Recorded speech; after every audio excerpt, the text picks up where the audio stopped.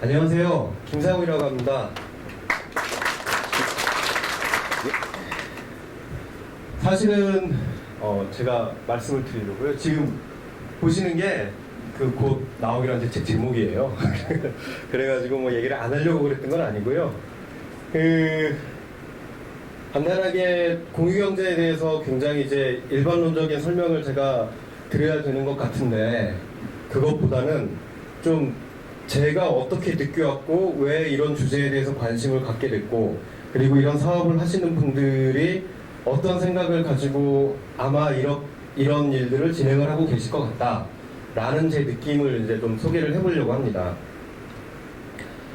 사실은 이제 공유경제 관련 기업은 아니에요. 처음에 제가 이 좀 새로운 트렌드 이런 데 관심을 갖게 됐던 건 비키라는 회사를 처음에 이제 알게 되면서부터입니다.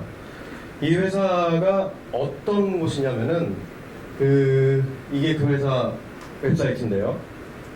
외국 드라마, 그러니까 우리 미국 드라마 많이 보죠. 근데 미국 드라마만이 아니라 브라질, 뭐 포르투갈, 뭐 아니면 뭐 인도네시아, 우리가 흔히 별로 보지 않는 그런 국가들의 콘텐츠를 자막을 달아서 보여주는 웹사이트예요. 근데 그 자막은 이제 여러분 같은 일반 그 시청자들이 그 나라 말을 할 줄 안다면은 자발적으로 노력 봉사를 해서 다는 겁니다. 협동해서 자막을 다는 그런 사이트죠. 굉장히 인기가 많아가지고 성공을 했어요. 그런데 이게 좀 재밌습니다. 이 회사를 만든 분이 한국 분인데, 지금은 이제 미국에서 주로 그 서비스가 가장 많이 되고 있고 유럽에서 인기를 모으고 있는데, 그 부부예요. 이 남편인 홍창성 씨는 그 스탠포드, 미국 서부의 스탠포드 대학에서 MBA를 하고 있었고, 그 아내인 문주현 씨는 동부의 하버드에서 공부들은 굉장히 잘했죠. 그래서 거기에서 이제 석사 과정을 밟고 있었습니다. 근데 유학을 가면서 영어를 되게 못했다는 거예요. 그래가지고 자막을 다하는 과정을 하면서 영어 공부를 해보자 그러고 열심히 미국 드라마를 보다가 자막 다는 게 너무 힘드니까 그런 걸 만들 수 있는 서비스를 만들어 보자, 이렇게 해서 시작이 된 게 비키 시작이었습니다. 그런데 재밌는 게 있어요. 미국에서 처음에 생각을 해가지고 아이디어를 떠올려서 친구들하고 같이 이제 사업을 시작을 하니까 당연히 한국 시장은 쳐다보지 않은 겁니다. 창업자는 한국인인데도. 그리고 각국의 굉장히 다양한 나라의 콘텐츠들이 소비가 되거든요. 뭐 예를 들어서 파라과이 드라마 좋아하세요? 여기 파라과이 드라마 보시는 분 안 계시잖아요. 한국에 아마 이런 식의 우리가 흔히 소비하는 콘텐츠가 아닌 그런 콘텐츠를 보시는 분들은 뭐 1000명? 수백 명? 이 정도 수준일 겁니다. 그런데 이런 분들이 전 세계를 가지고 따지면 수만 명, 수십만 명, 수백만 명이 되는 거예요. 작은 틈새 시장을 온라인으로 전부 다 모았더니 굉장히 커다란 그런 거대한 시장이 되더라. 그래가지고 이제 비키라는 서비스가 성공을 한 거거든요. 두 명이서 기숙사 방에서 자막을 달다가 시작한 사업이 전 세계를 대상으로 하는 서비스가 되고, 그리고 그 서비스를 만들어가는 사람들은 전 세계에서 모인 그런 뭐 각국의 드라마를 좋아하는 사람들이죠. 굉장히 이제 좀 이상한 모습이더라고요.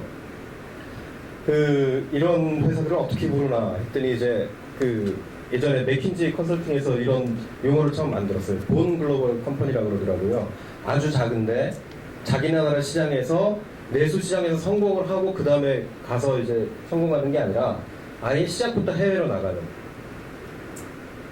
이런 회사들을 열심히 취재를 하고 있을 때 작년이었죠. 이런 일이 벌어졌습니다. 이제 구글이 모토로라를 인수하고, 시스코가 망할지 모르겠다는 얘기가 막 나오고, HP가 PC 사업을 그만두겠다고 뭐 얘기를 하다가 좀 번복하고 등등등, 전에는 우리가 상상하지 못했던 큰 기업들은 자꾸 휘청거리고 작은 기업들은 성공하고, 그리고 10년 전만 해도 저 회사가 그렇게 클 줄 몰랐던 회사들이 기존의 강자들을 위협하고, 이런 일들이 벌어진 거죠.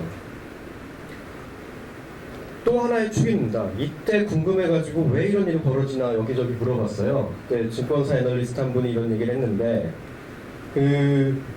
컴퓨터를 가지고 보자는 거죠. 집에 컴퓨터를 다 한 대씩 갖고 계실 텐데 하루에 그거 몇 시간이나 켜세요? 일반적으로 전 세계에 있는 컴퓨터를 대강 보면은 한 3분의 2 정도가 15억대 정도의 컴퓨터가 세계에 보급이 되어 있는데 3분의 2 정도가 늘 꺼져 있는 상태라는 겁니다. 이 꺼져 있는 상태의 컴퓨터를 왜 사야 되느냐는 거죠. 왜 우리 모두가 하나씩 하나씩 다 갖고 있어야 되고. 그러면은 이거를 어디 인터넷에 접속할 수 있는 좋은 컴퓨터를 하나 만들어 놓고 필요한 사람들이 필요할 때마다 접속해서 쓰면 더 싼 값에 효율적으로 쓸 수 있지 않을까. 지금 이제 우리 시대에 옛날의 강자들이 계속해서 흔들리고 작은 기업들이 성공하고 이런 이유 중에 이런 게 있을 거라는 거예요. 3분의 2 정도는 애초에 필요가 없는 것이었다.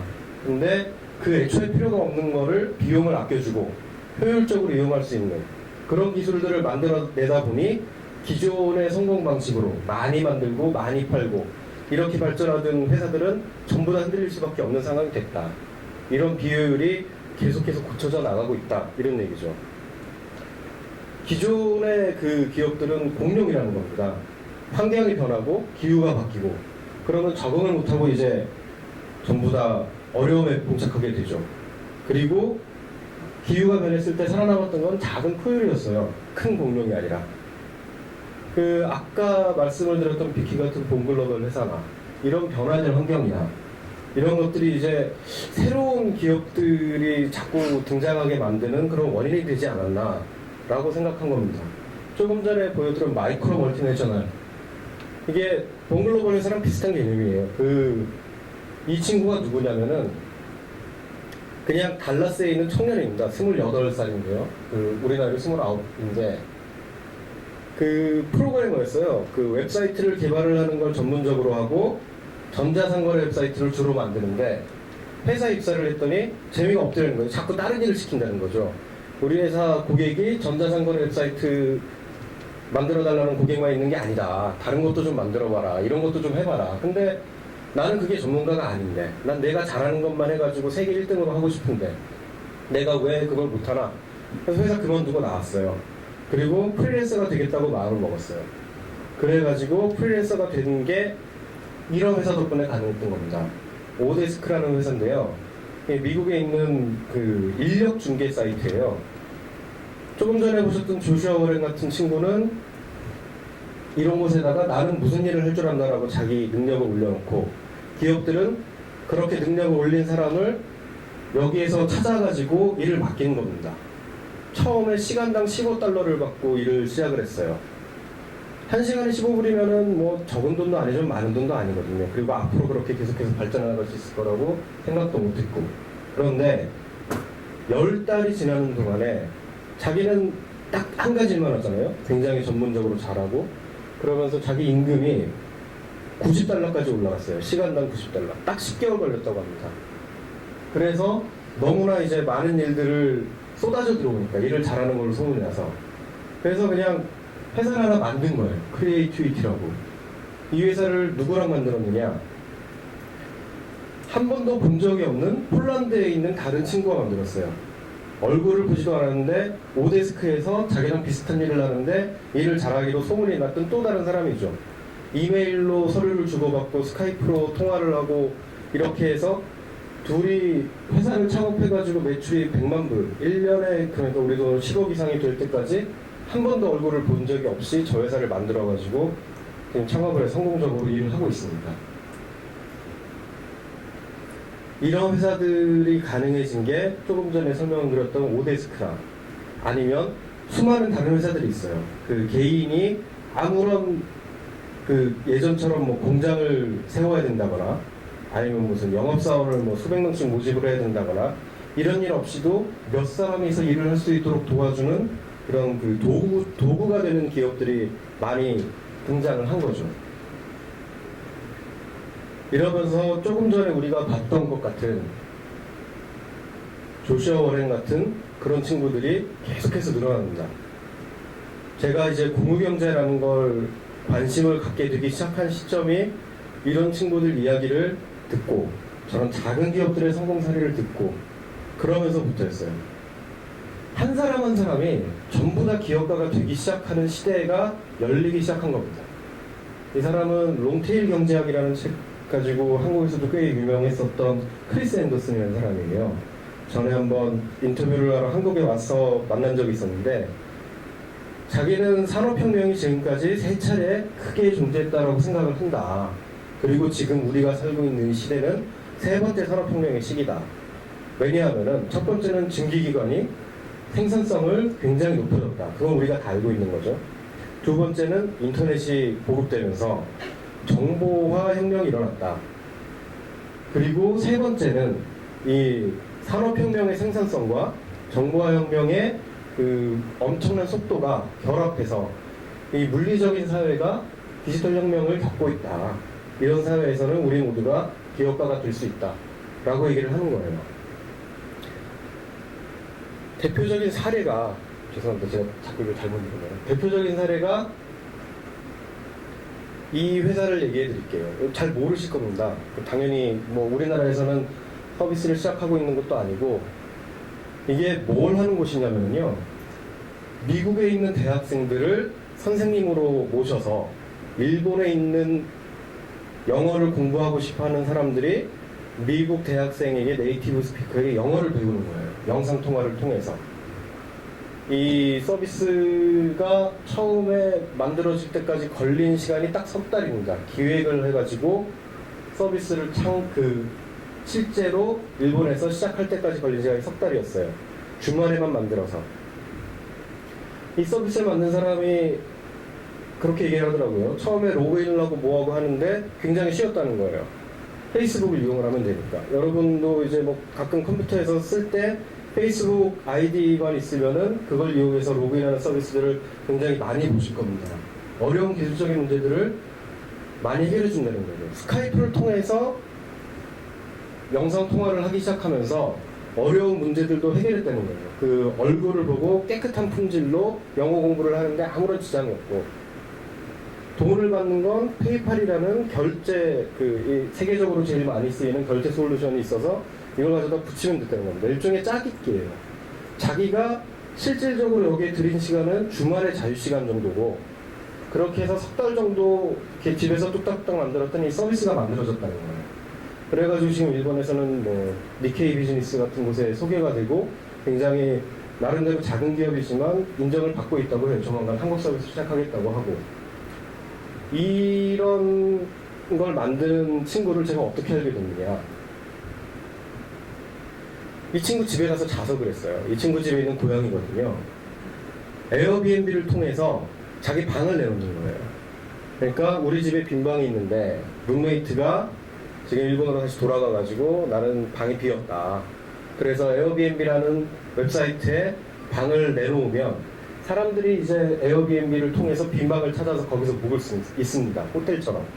저도 이제 호텔 대신에 저런 곳을 사용을 해서 묵기 시작한 거죠. 비슷한 사업 모델은 앞으로도 이제 보실 거예요. 한국의 뭐 B&B 에어로나 아니면 포자자나 이런 회사들이 에어비앤비와 비슷한 모델이니까 이따가 이제 설명을 드릴 텐데, 굉장히 독특한 경험을 하게 되는 거죠. 저 같은 경우에. 저는 저런 친구를 만나서 나는 그런 분야에 대해서 취재하는 기자인데, 그러니까 자기의 사업에 대해서 쭉 설명을 해주고, 이런 경험을 새롭게 해줄 수 있는 곳이 이런 서비스라는 거죠. 그리고 이런 서비스를 쉽게 이용을 하면서 저 친구는 자기가 원래 하고 있는 직업, 그 다음에 조금 전에 보셨던 스키너톡이라는 자기가 창업하고 싶어하는 비즈니스, 그리고 자기 집에 남는 것을 남들에게 빌려주면서 받는 임대사업, 굉장히 많은 일을 하기 시작한 거예요. 아주 일반적인 사람입니다. 뭐 유명한 사람도 아니고 굉장히 뭐 저희와 다르게 특별히 똑똑한 사람도 아니고. 이분도 제가 이제 취재하는 과정에서 만난 그냥 샌프란시스코 주민이죠. 자기 차가 남아요. 이 본인 차입니다. 이게 도요타 프리우스인데 하루 종일 차가 서 있어요. 일주일에 닷새는 움직이지 않고 그냥 길에 서 있는데요. 샌프란시스코에서 자기 생활 범위에서 차를 몰고 나가야 될 곳이 그렇게 많지 않다는 거죠. 그러면 그 서 있는 차를 남들에게 빌려주면 어떨까? 그렇게 빌려주게 만들어주는 게 릴레이 라이즈라는 서비스입니다. 나에게 남는, 내가 갖고 있는데 사용하지 않는 자원들을 남에게 빌려주면 나는 자연스럽게 임대사업자가 되죠. 모두가 기업가가 되는 세상이 굉장히 쉽게 우리 주위에 와 있는 겁니다. 이미 외국에는 뭐 사례가 무궁무진하게 많아요. 뭐 자기 앞마당을 빌려줘가지고 거기에서 농사를 짓게 한다거나, 랜드쉐어 같은 회사가 그런 거죠. 우리 아이가 갖고 놀던 장난감을 다른 아이에게 우리 아이는 커서 필요가 없으니까 빌려준다거나 여러 가지 다양한 내가 사용하지 않는 자원들을 남에게 빌려줄 수 있는 그런 비즈니스가 이제 생겨나고 있습니다. 해외에서 그런데 한국에서 어떨까요? 이렇게 주된 사례는 이제 계속해서 보시게 될 거예요. 제 뒤로 발표를 하시는 분들이 계시니까 저는 이제 몇 가지 다른 것들을 보여드릴게요. 아마 뒤에 발표하지 않으실 분들이니까. 누구냐면은 대학생 디자이너들이에요. 그 산업 디자인 학과를 다니고 있는. 왼쪽에 있는 친구는 정승준 씨라고 졸업을 해서 이제 디자이너로 일을 하고 있고요. 오른쪽에 있는 문서영 씨는 학교 선후배인데 아직 졸업을 앞두고 있어요. 두 사람은 이제 졸업을 해서 같이 창업을 할 계획으로 회사도 없는데 일단 로고도 만들고 그 회사 브로셔도 만들어 놓은 이게 그 브로셔예요. 이 사람들이 창업도 안 하고 회사도 없는데 지금 이런 걸 팔고 있습니다. 자기들이 만든 컵이에요. 토템이라는 이름을 갖고 있는 컵인데 아이디어 상품이죠. 디자인 소품이고 컵 표면에 저런 폭 같은 걸 만들어 놓아서 물이 그 설거지를 끝내고 저렇게 쌓아주면은 사이로 공기가 들어가가지고 굉장히 잘 마르게 되는. 그리고 이제 뜨거운 물로 설거지하다가 컵들 이렇게 포개 놓으면 나중에 이게 식었을 때 안 빠지는 그런 경험들 많이 하셨을 거 아니에요? 이제 그때 쉽게 잘 빠지도록 만드는 그런 디자인 소품입니다. 저게 미국의 그 대형마트인 타겟이나 아니면 뭐 그 주방용품 전문점인 뭐 베드 베스 앤 비욘드 이런 곳에서 팔리고 있어요. 그 오프라인 리테일러들이 사가가지고 파는 컵입니다. 저거를 뭐 수천 개, 수만 개, 수십만 개씩 팔고 있는데 두 사람이 어떻게 대학생인데 한 명은 이제 갓 졸업한 디자이너인데 어떻게 만들었겠어요? 그게 아까 보셨던 이런 커키 같은 회사입니다. 여기에서 무슨 일을 하냐면은 정승준 씨, 문세영 씨 같은 디자이너가 디자인을 하죠. 저 컵에 아이디어를 내죠. 그러면은 그거를 저 웹사이트에 올려요. 그러면은 저 웹사이트에서 다른 회원들이 보면서 아 디자인은 이렇게 좀 수정하면 좋겠다. 재질은 이걸 쓰면 좋겠다. 이름은 뭘로 해봐라. 가격은 어느 정도면 팔릴 것 같다. 이런 아이디어를 쭉 해요. 그런 회의의 결과들이 벽에 붙어있죠. 저게 코키 회의룸입니다. 이 회사 직원들과 회원들이 온라인으로 같이 회의를 하면서 그 과정이 생중계돼요. 위에 있는 카메라 같은 것들로. 저렇게 해서 완성된 물건을 대신 팔아줍니다. 생산하고 중국에 있는 공장으로 보내 생산하고 파트너인 유통사들에게 저걸 팔아달라고 부탁을 하고 그렇게 해서 판매된 수익금의 30%를 아이디어를 낸 사람들에게 돌려주는 모델이에요. 공장도 없고 판매망도 없고 영업 능력도 없는데 세계를 상대로 물건을 팔기 시작한 겁니다. 비슷한 일을 하는 회사예요. 뭐 여기는 이제 저런 커다란 공작기 같은 걸 만들어 놓고 필요한 사람들에게 회비를 받고 마음대로 저런 용접기나 아니면 이런 그 세공기나 이런 것들 절삭기나 이런 것들을 이제 빌려주죠. 세계를 상대로 저렇게 물건을 파는 분들이 있는데 다른 분 얘기를 한번 해볼게요. 이분은 농부입니다. 구리에 있는 매실농장을 운영하고 있는 농부인데 여기 보시면은 여기가 농장이에요. 근데 굉장히 지저분해요. 바닥에는 풀이 자라고 나무도 뭐 그냥 대충대충 자라고 있는 것 같고 아마 과수원 같은 데 가보시면 느끼셨을 거예요. 바닥에 저렇게 잡초 같은 풀들이 많이 자라는 과수원이 거의 없습니다. 얘기를 들어보니까 저러면 잡벌레들이 많이 생긴다고 그러더라고요. 바닥에 저렇게 풀이 많은 곳에서는 결국은 농작물들도 벌레 먹는 경우가 굉장히 많다는 거예요. 그래가지고 일반적으로 농약을 안 쓰고 뭐 그 유기농으로 재배를 한다고 해도 늘 똑같이 인공적으로 풀을 베어서 벌레를 없애고 인공적으로 천적을 풀어서 그 해충들을 없애고 이런 일들을 계속 벌인대요. 이분 생각은 좀 달라요. 이분 생각은 풀들을 마음대로 자라게 하고 대신에 그렇게 생기는 벌레들은 닭을 풀어서 기르면서 닭들이 잡아먹게 하고, 그리고 닭들이 저기서 살면서 만들어내는 비료들, 뭐 천연 비료겠죠. 이런 것들이 결국은 농장을 살찌울 거라고 생각하는 거예요. 이렇게 과수원을 운영을 하면 굉장히 잔 신경도 많이 써야 되고 손도 많이 갑니다. 그래서 이런 방식으로 농사를 지으려는 사람들은 없어요. 그런데 이분이 만든 매실이나 감이나 이런 것들은 특별히 신경을 더 썼다고 해서 돈을 더 받지 못합니다. 사람들이 이제 그렇게 사줄 수 있는 공간이 있는 거예요. 그래가지고 예전에는 자기의 노력이 인정받지 못했지만 지금은 이제 새로운 방식을 찾아내기 시작했다면서 좋아하고 계시는 거예요. 자기가 지금까지 만들었던 감들, 자기가 지금까지 길렀던 매실들, 어떤 스토리를 통해서 만들어졌는지, 어떻게 됐는지 이런 것들을 소개해주는 사이트가 생겼기 때문이죠. 이게 보시면은 저런 식으로 감을 만들고 있다. 상천한 감은 따가지고 농장을 방문하는 사람들이 마음대로 가져가서 먹게 해주는 그런 농장 주인이다.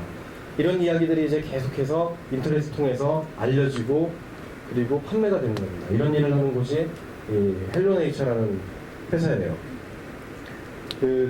젊은 친구들이 창업한 회사인데 여기에서 하고 있는 거는 뭐냐면은 이제 그동안에 팔로를 못 찾았던 그런 농민들에게 개개인에게 서로 다른 방식으로 만들어내고 정성껏 키워낸 농산물들에게 스토리를 주고 브랜드를 주는 거죠. 우리가 이제 처음 본 저런 농산물, 그리고 조금 전에 봤던 남의 집, 그리고 남의 차, 이런 것들을 믿고 사야 되잖아요. 사실은 지금까지 우리가 이제 봐왔던 대부분의 그리고 소비하는 상품들의 대부분은 우리가 믿기 때문에 산 겁니다. 뭘 믿었을까요? 그 회사를 믿는 거죠. 브랜드를 믿는 거고.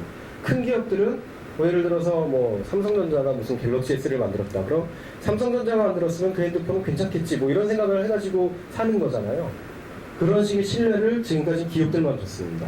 하지만 세상이 변하고 작은 기업들이 성공하면서 작은 기업들에게도 그런 브랜드가 필요해졌어요. 그리고 그런 브랜드가 개인에게도 생기기 시작했습니다. 어떻게? 이런 회사들이 등장하면서부터죠. 페이스북인데요. 내 친구들이 쓰고 내가 아는 사람들이 쓰고 그러면 믿을 수 있다. 우리가 이제 그런 생각을 하게 된 거예요. 예전엔 저 왼쪽 노란색 기업들의 브랜드만 있었습니다.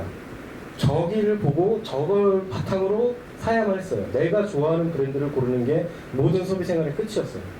그런데 다른 사람들은 어떻게 생각할까? 몰랐죠. 내 친구들은 어떻게 생각할까? 만나는 친구들만 알았죠.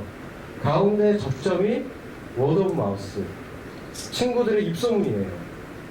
그런데 그 딱 한가운데를 소셜미디어가 꿰뚫어주고 있는 거죠. 페이스북 같은 회사들이, 저런 뭐 트위터 같은 그 새로운 미디어들이 저런 식의 개인에 대한 브랜드들을 만들어주기 시작합니다. 예전에는 별로 관심이 없었던 남들의 생각, 내 주위 사람들의 생각, 예전에 관심이 없었다기보다 알고는 싶었는데 알 수 있는 방법이 없었죠. 그런 것들을 굉장히 쉽게 알 수 있게 되면서 아주 작은 기업들도 이제 아주 작은 시장이나마 자기 시장을 만들어내고 거기에서 영업을 할 수 있게 됐어요. 제가 보기에 공유경제를 가능하게 만들었던 가장 큰 힘은 이런 소셜미디어의 발전이 아니었나 싶습니다. 내가 남는 자원을 남에게 빌려주고 판매하고 그러고 싶은 마음은 예전에도 있었잖아요. 뭐 에어비앤비 못지않게 지방에 가면 민박도 있었고, 그런데 이런 규모로 할 수 없었을 뿐이고 이렇게 쉽게 할 수 없었을 뿐이죠.